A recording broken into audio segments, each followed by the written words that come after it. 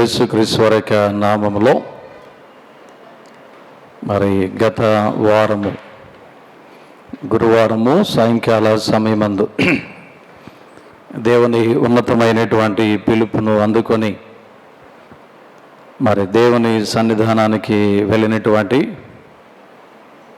మన సంఘ అత్యంత పురాతన సభ్యులు సంఘ స్థాపకుల్లో ఒకరైన శ్రీ లేట్ పాసిల శామ్యుల్ గారి యొక్క కనిష్ట కుమారులు శ్రీ పాసిల దేవసహాయం గారిని జ్ఞాపకం చేసుకుని మరి ఈ దినాన్ని కుటుంబం రక్త సంబంధాలు భార్య బిడ్డలు ఏర్పాటు చేసినటువంటి ఈ ఆదరణ స్తుతి కూడికకు అధ్యక్షులుగా ఉండి ఈ కూడికను నడిపిస్తున్నటువంటి మన కల్వరీ బ్యాప్టిస్ట్ సంఘ అధ్యక్షులు డాక్టర్ జి మాథ్యూ పీటర్ గారికి, అలాగనే మన సంఘ ట్రస్ట్ చైర్మన్ గారు Calvary Seva Ratna reverend PV Prasad గారికి, వేదిక మీద ఉన్నటువంటి దైవజనులకు పెద్దలకు, ఈ కార్యక్రమానికి చేసినటువంటి మీ అందరికీ ప్రత్యేకమైన వందనాలు తెలియజేస్తూ ఉన్నాను. ముఖ్యంగా దేవుని యొక్క పిలుపునందుకొని దేవుని సన్నిధానానికి వెళ్ళినటువంటి శ్రీ పాసుల దేవసహాయం గారు, విడిచి వెళ్ళినటువంటి ప్రియ సతీమణి మరియు కుమారులు మరియు రక్త సంబంధులు కుటుంబాన్ని దేవుడు ఆదరించాలని మరొకసారి దైవజనుడిగా సంఘ కాపరిగా ఆ కుటుంబం కొరకు ప్రార్థన చేస్తూ ఉన్నాను. మరి కల్వరీ బ్యాప్టిస్ట్ సంఘానికి నేను కాపరిగా వచ్చిన నాటి నుండి నేటి వరకు కూడా కుటుంబంతో నాకెంతో సన్నిహిత సంబంధం. ముఖ్యంగా మరి దేవసహాయం గారు వారి గురించి నేను ఉన్నప్పుడు ఆరంభంలో ఒకవేళ లోకరీత్యా వారు ఉన్నప్పటికీ ఆ తర్వాత కాలంలో మరి దేవుని వారు పట్టబడి దేవునిలో తాను ఆధ్యాత్మికంగా ఎదుగుతూ చివరి దినాలలో దేవుని పరిచర్యలు కూడా వారు వాడబడి ఉన్నారు. అందును బట్టి నిశ్చయముగా వారు దేవునిచే అంగీకరింపబడి ఉన్నారు అని మనందరూ కూడా విశ్వసించబద్ధులమై ఉన్నాం. ఒక పెద్ద ఆయన చెప్పినటువంటి ఒక మాట ఏంటంటే, ఈ వ్యక్తి దేవుని రాజ్యానికి వెళ్తాడు అనుకున్నవాడు వెళ్ళడట. వీడు దేవుని రాజ్యానికి ఏమాత్రం వెళ్ళడు అని అనుకున్నవాడే అక్కడ మొదటి సీట్లో ఉంటాడట. అంటే ఒక మనిషిలో వచ్చినటువంటి మార్పును మనం గెస్ చేయలేం, దాన్ని బట్టి మనం జడ్జ్ చేయలేం. సిలువలో దొంగ ఎప్పుడు కూడా ఏ రోజు కూడా ఒక అరగంట ప్రసంగం వినలేదు. ఒకే ఒక్క మాట ద్వారా తాను పట్టబడ్డాడు. ఈవెన్ యేసు ప్రభు వారు మాట్లాడినటువంటి సిలువలో 7 మాటలు కూడా వినలేదు. మొట్టమొదటి మాటే తన హృదయాన్ని తాకింది. కనుక మరి ఒక మనిషిలో వచ్చేటువంటి మార్పు, ఎందుకంటే ప్రతి ఒక్కరిని కూడా దేవుని సారూప్యంలో మనం చేయబడిన వారమే. ప్రతి ఒక్కరికి కూడా ఏదో ఒక సమయంలో దేవుడు అవకాశం ఇస్తాడు తన వైపు ఆయన ఆకర్షించుకోవడానికి. నాకు తెలిసినంత మట్టుకు నేను వచ్చిన దగ్గర నుంచి కూడా మరి వారు ఎక్కువగా మాట్లాడడం నేను ఎప్పుడు చూడలేదు. చాలా తక్కువగానే వారు మాట్లాడుతూ ఉంటారు. వారు మాట్లాడినప్పుడు వారి ముఖంలో ఒక విధమైనటువంటి చిరునవ్వుతోనే మమ్మల్ని పలకరిస్తాడు ఆయన. పాస్టర్స్గా మాతో మాట్లాడుతున్న 1 or 2 minutesలో కూడా చాలా చక్కగా వారు నవ్వుతూ మాతో మాట్లాడడం అనేది అది నా స్వీయ అనుభవం వారితో. అంతేకాకుండా సంఘంలో కూడా పెద్ద పరిచర్య కాదు ఆయన చేసింది, ఒక మాటలో చెప్పాలంటే. కాకపోతే పెద్ద చిన్న పరిచర్య అని కాదు, దేవుడు మనకిచ్చినటువంటి ఒక చిన్న పరిచర్య అయినప్పటికీ కూడా దానిలో దేవుడు ఏం చూస్తాడంటే నమ్మకత్వాన్ని చూస్తాడు. నాకు బైబిల్లో ఒక క్యారెక్టర్ చాలా ఇష్టమైనటువంటి ఒక క్యారెక్టర్ నాకు పాత నిబంధనలో దినవృత్తాంతంలో మొదటి గ్రంథం 15వ అధ్యాయంలో లేవీల అధిపతి అయినటువంటి కెనన్య అనబడేటువంటి ఒక వ్యక్తి గురించి నేను చాలాసార్లు సంతోషిస్తూ ఉంటాను. ఆ లేవీల అధిపతి అయినటువంటి కెనన్య తాను చేస్తున్నటువంటి పరిచర్య ఏంటో తెలుసండి. కేవలం మందసాన్ని మోసేటువంటి ఆ యొక్క క్రమాన్ని దాన్ని చూడడం మాత్రమే. అది పెద్ద పనేమీ కాదు, చాలా చిన్న పని. ఒకవేళ మనం మానవీయ కోణంలో చూసినట్లయితే ఆ మందసాన్ని ఎలా తీసుకుని వెళ్ళాలి, దానికి ఒక ఆర్గనైజర్గా తను ఉన్నాడు కెనన్య. సో ఆ పనిలో చాలా గట్టివాడుగా, నమ్మకస్తుడిగా తనకిచ్చినటువంటి ఆ పనిని చేయడం వల్ల తనను, తన వంశాన్ని తాను ఎంతగా ఆశీర్వదించాడంటే, ఆ కెనన్యాకు చెందినటువంటి కుటుంబంలో నుండి, ఆ వంశంలో నుండి శాస్త్రులను దేవుడు లేవనెత్తాడు. ఆ తర్వాత అధ్యాయాల్లో మనం చదువుతూ ఉన్నాం. అతని వంశంలో నుండి, అతని కుటుంబంలో నుండి న్యాయాధిపతులను దేవుడు ఏర్పాటు చేసుకున్నాడు. దీనికి రీజన్ ఏంటంటే, తన యొక్క పితరుడైనటువంటి కెనన్య తనకిచ్చినటువంటి ఆ చిన్న పనిలో తాను నమ్మకత్వాన్ని కలిగి ఉండడం. కాబట్టి మరి ప్రియులు దేవసహాయం గారు సంఘం వారికి ఇచ్చినటువంటి బాధ్యతలో వారు నమ్మకంగా ఉన్నారు. మరి తద్వారా ఖచ్చితంగా వారిని, వారి కుటుంబాన్ని దేవుడు ఖచ్చితంగా ఆశీర్వదిస్తాడని నేను విశ్వసిస్తూ ఉన్నాను. ఆంధ్ర క్రైస్తవ కీర్తన పాటల పుస్తకంలో జె దేవదానం గారు రాసినటువంటి ఒక మంచి పాట, 324వ పాట మనందరికీ పూర్వీకులు ఎక్కువగా ఈ మధ్యకాలంలో పాటలు పాడడం మనం మానేసాం. చాలా భావముతో కూడినటువంటి అద్భుతమైనటువంటి పాట, ఏ ముఖంబు తోడ ఒత్తు అనేటువంటి పాటలో ఒక చరణాన్ని ఆయన రాస్తాడు. ఆ చరణం ఎలా ఉంటుందంటే, తొట్ట తొదకు నిన్ను చేరా కట్టినాడు కంకణమ్మును, వట్టి మాట కాదు నిజము, పట్టి నడుపు పరమపురికి, బట్టుకొనుము నాదు చెయ్యి, మట్టి పాలు కాక మునిపే.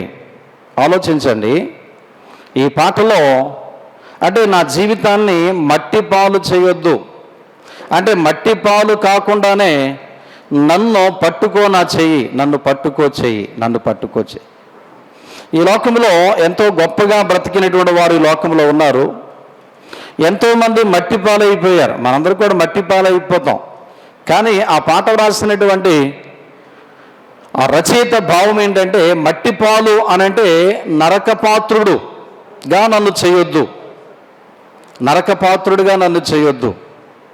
ఒకడు లోకమంతయు సంపాదించి చివరికి వాని యొక్క ప్రాణాన్ని పోగొట్టుకుంటే వానికి ఏమి ప్రయోజనము అంటే, ఒక మనిషి జీవితంలో ఎక్కడో ఒక చోట ఖచ్చితంగా దేవుడు మనల్ని దర్శించినప్పుడు దేవుని వైపు మనము ఆకర్షితులము కావాలి. దేవుని పరిచర్యలో మనము వాడబడాలి. పట్టుకొనము నాదు చెయ్యి, మట్టి పాలు కానివ్వద్దు, నా జీవితాన్ని మట్టి పాలు కానివ్వద్దు. చాలామంది మట్టి పాలు అయిపోయారు అంటే నరకపాత్రులు అయిపోయారని అర్థం, దాని భావం. కాబట్టి ఈ లోకంలో దేవుడు మనకిచ్చినటువంటి ఆ యొక్క జీవితాన్ని మనందరూ కూడా ధన్యము చేసుకోవాల్సినటువంటి అవసరత ఎంతైనా ఉన్నది. ఈ సందర్భం కొరకు మనం చదువుకున్నటువంటి దేవుని వాక్య భాగంలో నుండి క్లుప్తంగా కొన్ని విషయాలు. పౌలు ఫిలిప్పీలకు రాసిన పత్రిక 1వ అధ్యాయంలో 21వ వచనంలో నా మట్టుకైతే బ్రతుకుట క్రీస్తు, చావైతే లాభం. ఈ వాక్యం మీద చాలాసార్లు మనం ప్రసంగాలు చేస్తుంటాం. ఈ వాక్యాన్ని చాలాసార్లు మనం వినుంటాం. మరొకసారి సందర్భాన్ని బట్టి కొన్ని విషయాలు నేను జ్ఞాపకం చేయాలని ఇష్టపడుతూ ఉన్నాను. నా మట్టుకు అనంటే ఇక్కడ పౌలు తన గురించి మాట్లాడుతున్నటువంటి మాట ఇది. నా మట్టుకు అనంటే పౌలు దేవుని పరిచర్యలో ఉన్నాడు. అనేకమైనటువంటి సంఘాలను కట్టి దాన్ని బలపరిచి అనేక మందిని కలుపుకుంటూ దేవుని యొక్క పరిచర్యలో వెళ్తూ దేవుని కొరకు అనేకమైనటువంటి శ్రమలు, అవమానాలు, నిందలను భరిస్తున్నటువంటి పౌలు తాను మాట్లాడుతున్నటువంటి ప్రాముఖ్యమైనటువంటి మాట, నా మట్టుకైతే బ్రతుకుట క్రీస్తే, చావైతే నాకు లాభము. అంటే లోకరీత్యా ఉన్నవారు ఈ మాట చెప్పడం వారికి ధైర్యం చాలదు. ఈ మాట ఒకవేళ ఈ లోకస్తుని చెప్పమంటే ఈ మాట చెప్పలేడు. నా మట్టుకు నేను బ్రతుకుతే నా కుటుంబం కొరకు నేను బ్రతుకుతాను, నేను చనిపోతానా, నా కుటుంబానికి నష్టం అంటాడు. బైబిల్ తెలియని వ్యక్తి, దేవునిలో లేని వ్యక్తి ఈ డైలాగ్ చెప్పమంటే, నా మట్టుకు నేను బ్రతుకుతే నా కుటుంబం కొరకు నేను బ్రతుకుతాను, నేను చచ్చిపోతే నా కుటుంబానికి లాభం. కానీ దేవుని పరిచర్యలో కొనసాగుతున్నటువంటి పౌలు, నా మట్టుకైతే బ్రతుకుట క్రీస్తే, నేను ఒక్కరోజు బ్రతికినా దేవుని కొరకే బ్రతుకుతాను, చనిపోతానా అది నాకు లాభం. ఎందుకు మరణం? ఎందుకు లాభం? మరణం లాభం కాదు, వాస్తవానికి మరణం నష్టమే. ఇప్పుడు దేవసహాయం గారి యొక్క మరణం తన భార్యకి నష్టం, దేవసహాయం గారి యొక్క మరణం తన బిడ్డలకి నష్టం, తన యొక్క తోబుట్టువులకి నష్టం, సంఘానికి నష్టం, ఒకవేళ లోకరీత్యా మనం మాట్లాడుకోవాల్సి వస్తే. కానీ తన కోణంలో చూసినట్లయితే అది తనకు లాభం. ఎందుకు దేవుని బిడ్డల యొక్క మరణం వారికి ఎందుకు లాభము? ఎందుకు లాభం? ఒక 2-3 విషయాలు మన వాక్యపు కోణంలో నుండి మనము ఆలోచన చేసినట్లయితే, దేవుని బిడ్డల మరణము ఎందుకొరకు లాభము అని పౌలు మాట్లాడుతూ ఉన్నాడు అని అంటే, మొట్టమొదటిగా మనం తెలుసుకోవాల్సిన విషయం ఏంటంటే, ఎందుకు లాభము దేవుని బిడ్డల మరణం? మొట్టమొదటి విషయం, మరణము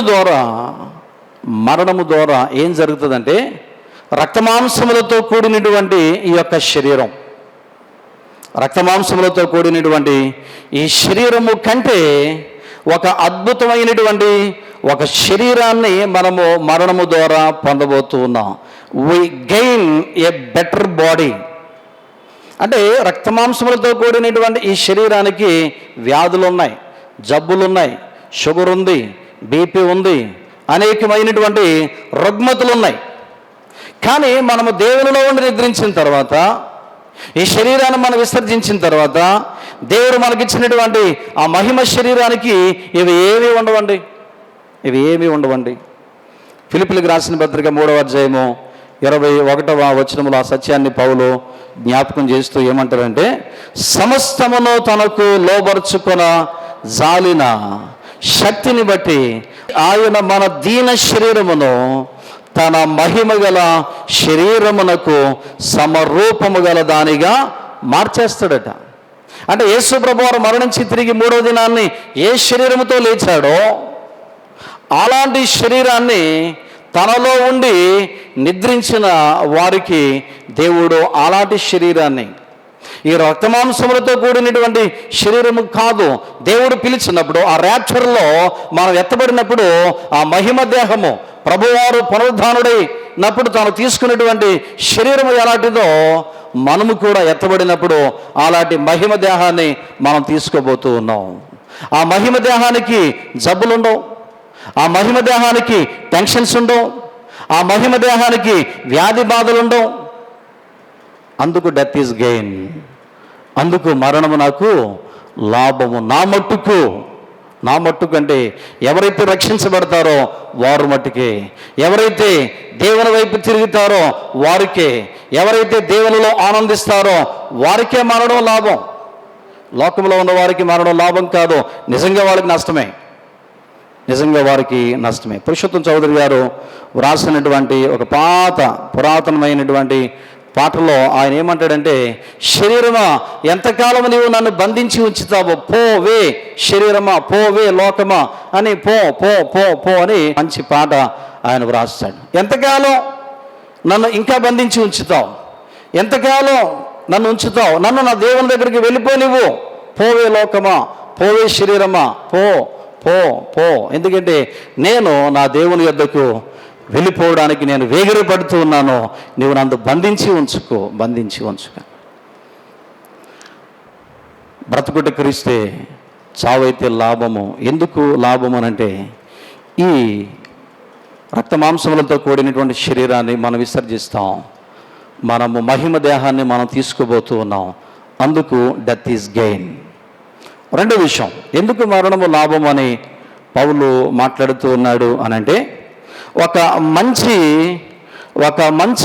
గృహాన్ని, ఒక మంచి సహవాసమును మనము దేవునిలో ఉండి మరణించడము ద్వారా మనము పొందుకోబోతూ ఉన్నాం. వి గెయిన్ ఏ బెటర్ హోమ్. ఒక ప్రత్యేకమైనటువంటి నివాసము దేవునిలో మరణించిన వారికి దేవుడు ఇవ్వబోతూ ఉన్నాడు. యేసు ప్రభువారు ఆయన ఈ లోకాన్ని భౌతికంగా ఆయన విడిచి వెళ్ళేటువంటి కొన్ని దినాల్లో ఆయన శిష్యులతో చెప్పినటువంటి మాట ఇది.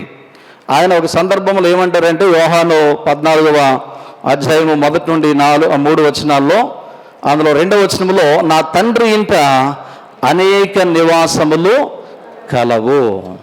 అక్కడ ఒకవేళ మీరు రూట్స్లో మీరు చూసినట్లయితే, గ్రీక్ వర్డ్లో మీరు నివాసము అనే దాని గురించి మీరు చూసినట్లయితే మొనే అనేటువంటి మాట వాడబడింది, గ్రీక్ పదం అది.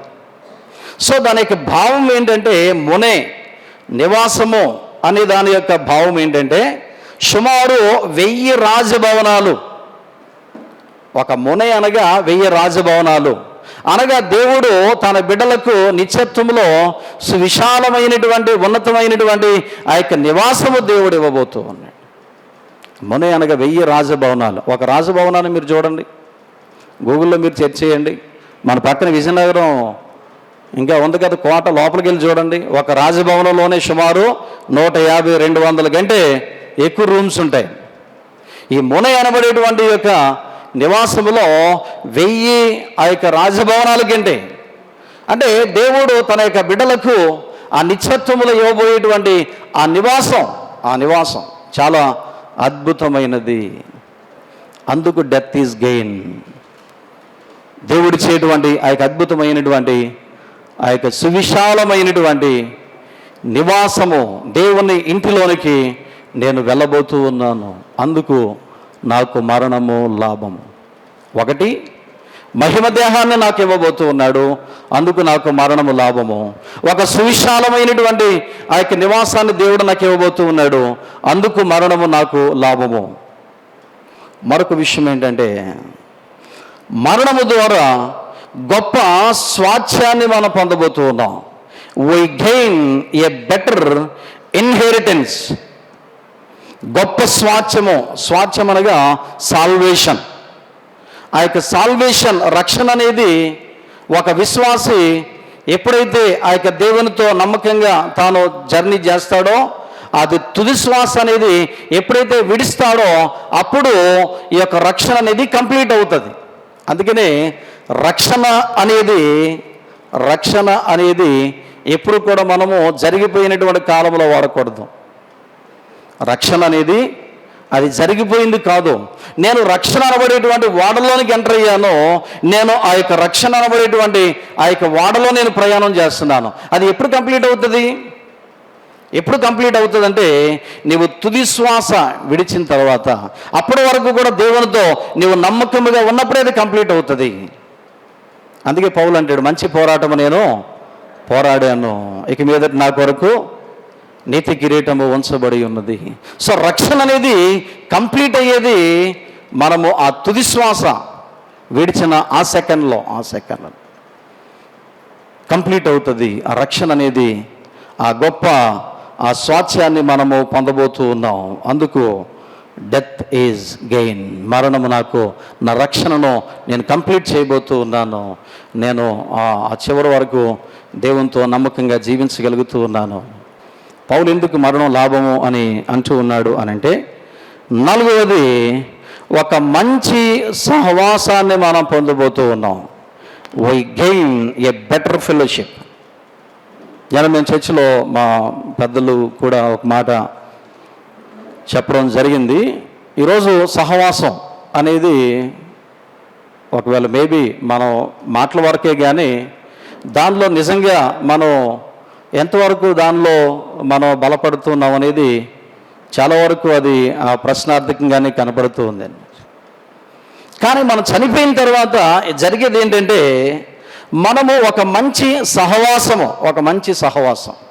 ఈ భూమి మీద మీరు ఏ సహవాసమైనా మీరు తీసుకోండి, ఊరికే పైకి కవిగిలించుకొని మొదలు పెట్టుకున్నంత మాత్రాన లోపల భావాలు వేరు. ఇస్కరియోతు యోధ ఏం చేస్తాడు? యేసుప్రభు దగ్గరికి వెళ్ళి ముద్దు పెట్టుకొని చెలికాడా ముద్దు పెట్టుకుంటాడు. అప్పుడు యేసుప్రభు ఏమంటాడు? చెలికాడా, స్నేహితుడా, ముద్దుతో నీవు నన్ను అప్పగిస్తున్నావు. అంటే ఈ లోకంలో ఏ ఫెలోషిప్ అయినా మీరు చూసుకోండి, ఏ సహవాసమైనా దానిలో ఆ స్వచ్ఛత అనేది మనకు కనబడదు. మాటల్లో ఉండేటువంటి సహవాసం చేష్టల్లో ఉండదు. వరకే సొసైటీ కొరకు మనం అలా మాట్లాడుకుంటామేమో కానీ ఒరిజినల్గా ఫెలోషిప్కి మనం దూరంగా ఉంటాం. అది ఎప్పుడు ఫుల్ఫిల్ అవుతుందంటే మనము దేవునిలో నమ్మకంగా ఉండి, మనము దేవునితో మనం ఎత్తబడిన తర్వాత మనము తండ్రి, కుమార, పరిశుద్ధాత్మలతో స్వచ్ఛమైనటువంటి ఫెలోషిప్లోనికి మనం ఎంటర్ అవుతాం. అది ఎప్పుడంటే అది కేవలం నిత్యత్వంలో మాత్రమే. దానికి సంబంధించి ఒక రిఫరెన్స్ నేను చదివి ముగిస్తాను. యోహాను మొదటి పత్రిక 1వ అధ్యాయము 3వ వచనము 3వ లైన్. 1 యోహాను పత్రిక 1వ అధ్యాయము 3వ వచనం 3వ లైన్.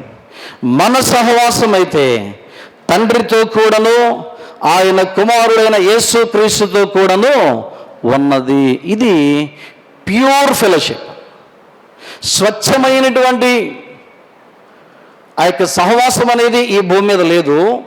అది మరణము ద్వారా నిత్యత్వములో మనము తండ్రి, కుమార, పరిశుద్ధాత్మలతో మనం సహవాసం చేయబోతూ ఉన్నాము. అందుకనే డెత్ ఈజ్ గెయిన్, మరణము నాకు అందుకు లాభం. ఎందుకు నేను దేవునితో సహవాసం చేయబోతూ ఉన్నాను. తండ్రి, కుమార, పరిశుద్ధాత్మలతో నేను యుగయుగాలు సహవాసం చేయబోతూ ఉన్నాను. 365 సంవత్సరాలు బ్రతికినటువంటి హనోకు ఆయన కేవలం ఈ లోకంలో 65 సంవత్సరాలు మాత్రమే లోకరీత్యా ఒకవేళ జీవించి ఉండొచ్చేమో, కానీ మిగిలిన 300 సంవత్సరాలు ఆయన దేవునితోనే నడిచాడు. ఆ నడుస్తూనే దేవుని యొద్దకు తాను వెళ్ళిపోయాడు. ఫైనల్గా ప్రియ దేవుని బిడ్డలారా, మనందరం కూడా ఏదో ఒక రోజు దేవ సహాయము గారు ఏ రీతిగా ఈ లోకాన్ని విడిచి వెళ్ళిపోయారో మనందరం కూడా ఏదో ఒక రోజు వెళ్ళిపోతాం. మనందరం కూడా ఏదో ఒక రోజు వెళ్ళాలి. ఇలాంటి ఆదరణ స్తుతి కూడికలు మనకు కూడా జరుగుతాయి ఖచ్చితంగా. ఎందుకంటే మన పూర్వీకులు ఎవరు లేరు ఈ భూమి మీద. మనం కూడా ఈ భూమి మీద అంతకాలం ఉండవు. మనం కూడా ఈ లోకాన్ని మనం విడిచిపెట్టాలన్నమాట. అయితే మనం ఎంతవరకు ఈ లోకంలో మన దేవుణ్ణి కలిగి మనం జీవిస్తూ ఉన్నాం? పౌలు వలె ఈ మాట మనం చెప్పగలమా? నేను బ్రతికితే క్రీస్తు కొరకు నేను బ్రతుకుతాను, నేను చనిపోతానా నాకు లాభం, నేను చనిపోతాను నాకు లాభం. ఒకవేళ మరణం పట్ల ఒక అవగాహన, మరణం పట్ల ఒక నిరీక్షణ అనేది ఒకవేళ మనకు లేనట్లయితే ఈ ప్రత్యేకమైనటువంటి సమయంలో మనం ఎప్పుడు మరణిస్తామో మనకు తెలియదు. ఎందుకంటే మొన్న లక్ష్మీవారం చనిపోయారు, ఆ ముందు ఆదివారమే మా రూమ్లో ఖచ్చితంగా మేము కూర్చొని టిఫిన్ చేస్తున్నప్పుడు ఆయన మమ్మల్ని ఖచ్చితంగా విష్ చేస్తారు. ఆయన మా దగ్గరికి వస్తారు. మన ఆదివారం కూడా నేను యేసుపాదం గారు కూర్చున్నప్పుడు మా దగ్గరికి ఆయన వచ్చారు. ఆ తర్వాత ఆయనే లాస్ట్ ఆయన చూడడం నేను. మరి ఏదేమైనప్పటికీ కూడా ఎంత సడన్గా వారు ఈ లోకాన్ని విడిచి వెళ్తారని మనం ఎవరు గెస్ చేయలేం. అంతే, మరణం అలాగే ఉంటుందండి. నేను చాలాసార్లు చెప్తాను, ఒక పావలా పెట్టి మనం కొన్న గుండు సూది గ్యారంటీ ఉంది, కానీ గ్యారంటీ లేని వస్తువు మనమే. కనుక మనం ఈ లోకంలో అప్రమత్తముగా మనం జీవిస్తూ రక్షణ, మారు మనసు, దేవుని పరిచర్యలో మనం ఉన్నట్లయితే ఖచ్చితంగా ఆ నిత్యత్వంలో మనం ఉంటాం. అప్పుడు అది మనకి ధన్యము, అది మనకు లాభం. కనుక వారిని మరల చూస్తాం. దేవసాయం గారిని తన భార్య రాధా గారు చూస్తారు, బిడ్డలు చూస్తారు, తోబుట్టువులు చూస్తారు. ఎందుకంటే వారు వెళ్ళినటువంటి ఆ మార్గంలో మనం కూడా వెళ్ళినట్లయితే వారిని మనం ఒకరోజు ఎదుర్కోబోతూ ఉన్నాం. మరి ఆ రీతిగా ఈ మాటల ద్వారా మనం ఒకరిని ఒకరు ఆదరించుకుంటూ మనం కూడా తగు సిద్ధపాటుని కలిగి ఉందాం. అట్టి కృప పరిశుద్ధాత్మ దేవుడు మనందరికీ అనుగ్రహించును గాక.